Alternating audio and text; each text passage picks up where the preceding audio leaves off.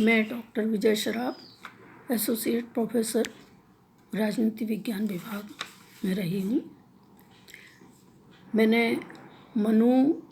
के विषय में आपको बताया था और भी पौराणिक विचारों के संदर्भ में बताया था कि कैसे उन्होंने राज्य के संदर्भ में, राज्य की विदेश नीति के संदर्भ में अपने विचार व्यक्त किए हैं। आज उसी से आगे मैं आपको बताने जा रही हूँ कि हमारे सारे पौराणिक विचारकों ने विदेश नीति में साठगुण्य नीति और मंडल सिद्धांत, इन दोनों को लागू करने के लिए साम दाम दंड भेद की नीति की रचना की और साम दाम दंड भेद की नीति के माध्यम से ही इन नीतियों को, चाहे वो साठगुण्य नीति हो और चाहे वो मंडल सिद्धांत हो, इनको लागू किया जा सकता है। तो इस प्रकार से साम दाम दंड भेद की नीति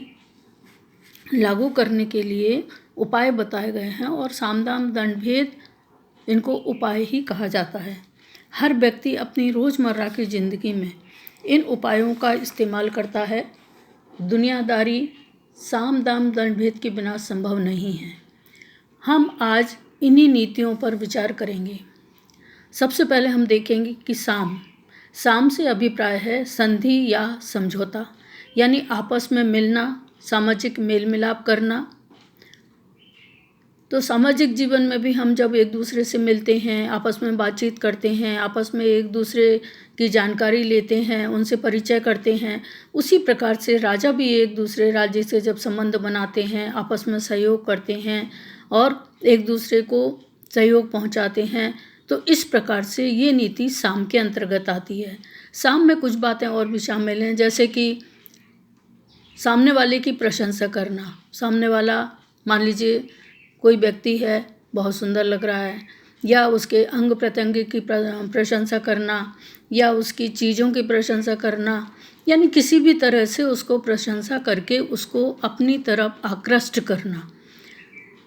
इसी तरह से राज्य भी एक दूसरे को अपनी तरफ आकृष्ट करते हैं। आप देखेंगे कि जैसे सपोज अपनी कोई भी राज्य है तो उसकी जो भी नीतियां हैं, तो हमारे पुराने कितने अच्छे संबंध रहे हैं, पहले राज्य की स्थिति क्या रही है, इन सब की तारीफ़ें करते हैं और एक दूसरे की तारीफ़ें करके हम एक दूसरे राष्ट्र को अपनी तरफ आकर्षित करते हैं, अपनी तरफ डाइवर्ट करते हैं, जिससे कि उसका समझौते का, किसी भी समझौते का बैकग्राउंड तैयार हो सके। इसी तरह से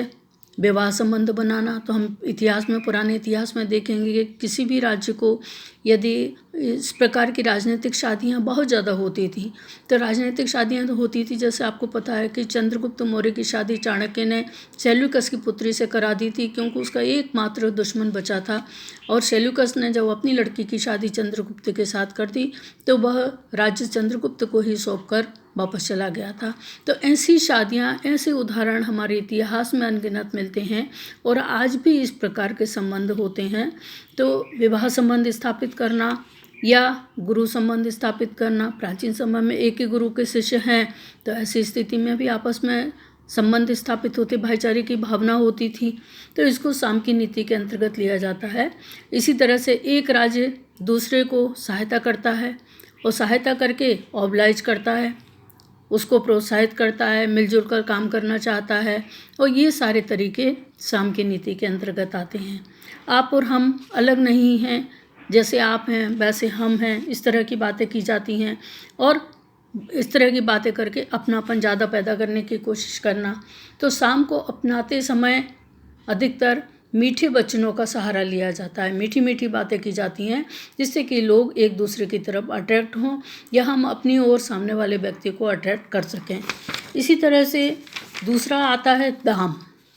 दाम में, यानी कि दाम यानी धन का प्रलोभन देकर, जोरदार सत्कार करके, गिफ्ट आदि देकर सामने वाले को अपने वश में करना। कौटिल्य ने बताया है कि इस अवसर पर सम्माननीय जो भी गिफ्ट दिए जाते हैं और जो भी पुरस्कार दिए जाएं, वो यदि सम्माननीय व्यक्तियों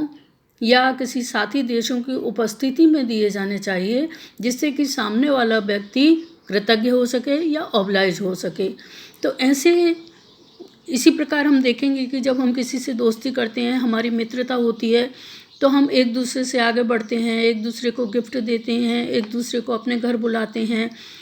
इस तरह से धीरे धीरे हमारे संबंध आगे बढ़ते हैं और ये सब दाम के आते हैं, जैसे कि अपने दोस्तों को, कोई दोस्त या कोई परिचित हुआ, कोई परिचित फैमिली हुई, तो उससे पहले हमारा परिचय हुआ, फिर हमने उसको घर पे खाना खाने के लिए बुलाया, एक दूसरे से मिले, फिर और हमारे रिलेशन आगे प्रगाढ़ हुए। तो इस प्रकार से साम, और साम के बाद दूसरा आता है दाम, यानी ले दे के काम करना। तीसरा आता है दंड। तो दंड को हम तीसरी श्रेणी में नहीं रखेंगे, वरन साम दाम के बाद आता है भेद को लेंगे, क्योंकि भेद का मतलब है कि जब साम और दाम से काम नहीं निकल रहा है तो ऐसी स्थिति में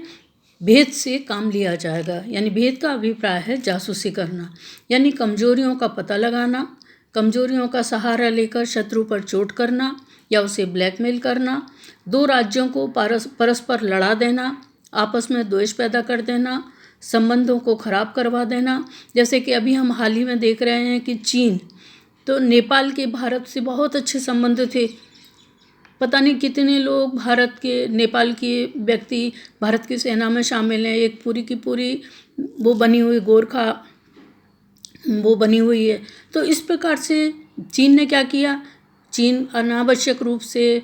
उसके ऊपर दबाव डाल के या बहुत ज़्यादा हेल्प करके, कर्ज देकर, इस प्रकार से नेपाल को अपने चंगुल में कर लिया और भारत से उसके रिलेशन ख़राब करवा दिए। और यह केवल नेपाल के साथ ही नहीं है, वरन श्रीलंका हुआ, पाकिस्तान से तो खैर उसके रिलेशन हैं ही, लेकिन भूटान के लिए भी वह कोशिश कर रहा है, श्रीलंका को भी उसने कर्ज में दबा रखा है, बांग्लादेश को भी उसने कर्ज में दबा रखा है। और इस प्रकार हमारे जो भी पड़ोसी देश हैं उन पर चीन की नज़र है कि वह अपने फेवर में कर ले और किसी भी तरह से भारत को कमज़ोर कर सके।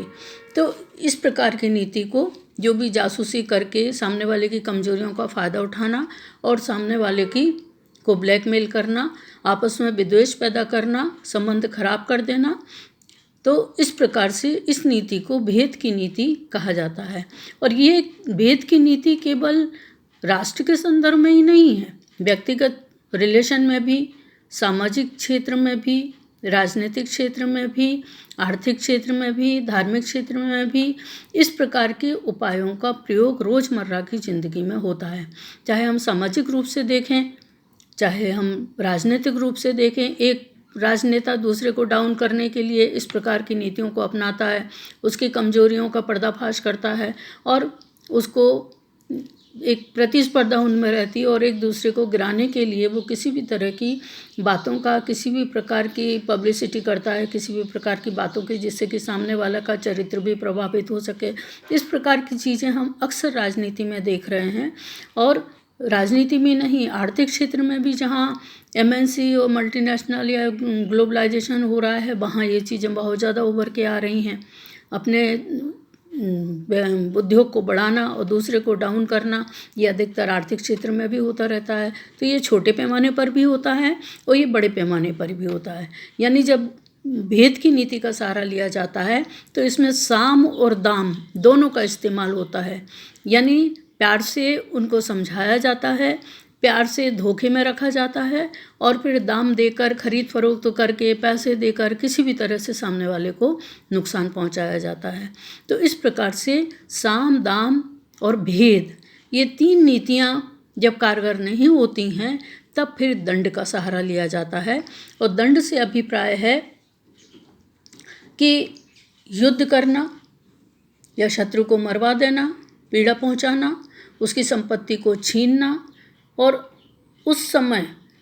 उसको इस काम को अंजाम देने के लिए पहले गुप्तचरों का सहारा लिया जाता था और आतंकवाद अब एक नया साधन हो गया। बहुत दिनों से आतंकवाद के माध्यम से या किसी भी तरह से किसी राष्ट्र अध्यक्ष को मरवाने की कोशिश करना या महत्वपूर्ण लीडर्स को मरवाने की कोशिश करना, इस प्रकार से ये घटनाएं होती रहती हैं, यानी सामने वाले राष्ट्र को नुकसान पहुंचाना। तो साम यानी समझौता, एक दूसरे से मिलना जुलना, दाम का मतलब ले दे के काम निकालना, भेद का मतलब जासूसी करना। जैसे एक उदाहरण आपके लिए बताएं कि जैसे सपोज आपको कहीं जॉब लेना है, किसी बच्चे को कहीं जॉब लेना है, तो सबसे पहले तो वो अपनी पढ़ाई करेगा और दूसरे लोगों से मिलेगा कि क्या करना चाहिए, कैसे करना चाहिए। उसके उपरांत वो ये पता लगाएगा कि क्या कोई ऐसा व्यक्ति इंटरव्यू में बैठ रहा है या जहां हम दे लेके काम निकाल सकते हैं। और जब ये चीज़ से काम नहीं चलता है तो फिर वो क्या करेगा, भेद यानी जो व्यक्ति इंटरव्यू में बैठ रहा है उसका पता लगाना, और पता लगाने के लिए जो उससे संबंधित लोग हैं उनको प्रलोभन देना, और प्रलोभन देने का पता लगाने के बाद फिर उनको, यानी सामने वाले को कौन किसका भाई है या किससे रिलेटेड है या किससे हम उसके ऊपर प्रेशर डाल सकते हैं, यानी सारी अंदर की स्थितियों का पता लगाना, और किससे प्रेशर डलवा के हम अपना काम निकाल सकते हैं। और अंत में आता है दंड, यानी उसका रिजल्ट आना, रिजल्ट पॉजिटिव होता है या रिजल्ट निगेटिव होता है। तो इसी तरह से यदि हम और अपनी सामाजिक लाइफ में देखें तो इसमें जो ये नीति है, उपाय हैं, ये पॉजिटिव क्षेत्र में भी इस्तेमाल किए जाते हैं और ये निगेटिव क्षेत्र में भी इस्तेमाल किए जाते हैं। तो इनके साम दाम दंड भेद की नीति को हम पॉजिटिव क्षेत्र में देखें, सकारात्मकता की दिशा में देखें, तो आप वैवाहिक संबंध स्थापित करते हैं। वैवाहिक संबंध के लिए सबसे पहले क्या आता है, साम, यानी हम लोगों से मिलते हैं, पता लगाते हैं कहाँ लड़का है कहाँ लड़की है, लड़की वाले हैं तो लड़के का पता लगाना है, लड़के वाले हैं तो लड़की का पता लगाना है, और उसके बाद फिर आपस में फ़ोन से वार्तालाप होता है, फिर आपस में मिलते हैं, और उसके बाद फिर हम आगे एक दूसरे के घर जाते हैं तो बहुत ज़्यादा सामने वाला सत्कार करने की कोशिश करता है, प्रभावित करने की कोशिश करता है, और गिफ्ट आदि का आदान प्रदान किया जाता है। और इसके उपरांत जब थोड़ा सा पॉजिटिविटी आने लगती है कि हाँ संबंध होने वाला है, तो ऐसी स्थिति में फिर दोनों ही पक्ष भेद से काम लेते हैं, यानी ये पता लगाते हैं कि ये किस फैमिली से हैं, कहाँ से रिलेटेड हैं, फैमिली कैसी है, यानी अपने रिश्तेदारों के माध्यम से या पड़ोसियों के माध्यम से या जो भी मिलने वाले हैं उन लोगों के माध्यम से ये पता लगाने की कोशिश करते हैं कि फैमिली कैसी है, लड़की कैसी है, लड़का कैसा है, ये सारी जानकारी हम लोग हासिल करते हैं। और तत्पश्चात लास्ट आता है दंड, यानी कि वो संबंध या तो स्थापित हो जाता है, और संबंध स्थापित हुआ, शादी हुई और सारी चीज़ें समाप्त हो जाती हैं, आपस में रिलेशन कायम हो जाते हैं। तो ये तो सकारात्मकता की दृष्टि से हुआ। और हम नकारात्मकता की दृष्टि से देखें, नेगेटिविटी की तरफ देखें, तो आपको इसका उदाहरण मिल जाएगा हिंदी फिल्मों में। हिंदी फिल्मों में क्या होता है कि सबसे पहले जब फिल्म शुरू हुई तो दोस्त की विलेन से दोस्ती होती है, इतनी प्रगाढ़ दोस्ती होती है कि वो घर आता जाता है, सारे परिवारजन उसे अपना मानते हैं और वो अपने दोस्त की हर चीज़ से वाकिफ़ होता है। उसके उपरांत फिर उनमें रिलेशन ख़राब होने लगते हैं। रिलेशन आपस में ख़राब हुए तो फिर वो एक दूसरे को नुकसान पहुंचाने की चेष्टा करते हैं, एक दूसरे को नुकसान पहुंचाना, एक दूसरे को डाउन करना। और जब ये चीज़ हुई उसके उपरांत फिर भेद, यानी कि भेद पता लगाते हैं कि क्योंकि वो एक दूसरे के परिवार से परिचित हैं, तो विलेन क्या करेगा कि या तो उसकी मदर को किडनैप करवा लेगा या उसकी बहन को किडनैप करवा लेगा, और इस प्रकार से उसकी कमजोरियाँ, जो भी उसकी कमजोरियाँ हैं उसके परिवार की, तो वो हीरो को परेशान करने की कोशिश करेगा। और अंत इसका क्या होता है वो सब हम लोग जानते हैं कि लास्ट में जो है दंड, यानी कि पुलिस आ जाती है। हीरो पहले पहुंचता है विलेन के यहाँ जहाँ उसने किडनैप कर रखा है, और उसके उपरांत फिर आपस में उनके द्वंद्व होता है, आपस में संघर्ष होता है, और संघर्ष होते होते क्लाइमैक्स पे पुलिस आ जाती है और हीरो के जो भी फैमिली मेम्बर अपहरण होता है जिसका, उसको बचा लिया जाता है और विलेन को दंडित किया जाता है, पुलिस पकड़ के ले जाती है और फिल्म समाप्त हो जाती है। तो हमारी जो हिंदी फिल्में हैं वो लगभग इसी थ्योरी पे आगे चलती हैं, साम दाम भेद, उसके बाद दंड। तो ये ऐसी एक नीति है जिसके बिना हम दुनियादारी में जी नहीं सकते हैं। दुनियादारी में इस नीति को ही अपनाएं, हम इस नीति को समझें या नहीं समझें, लेकिन इसके बावजूद भी हम इसका प्रयोग करते हैं। और हम अक्सर ये बात सुनते रहते हैं लोगों के मुँह से, कई बार जब वो तैश में आते कहते हैं कि ये काम होना चाहिए,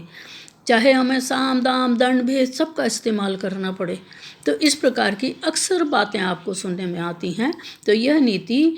ऐसी है जिसके बिना दुनियादारी संभव नहीं है, चाहे वो व्यक्तिगत लाइफ हो, चाहे सामाजिक लाइफ हो, चाहे हमारी बिजनेस वाली लाइफ हो, सर्विस वाली लाइफ हो, या किसी प्रकार की, चाहे हमारा राष्ट्र या राज्य हो,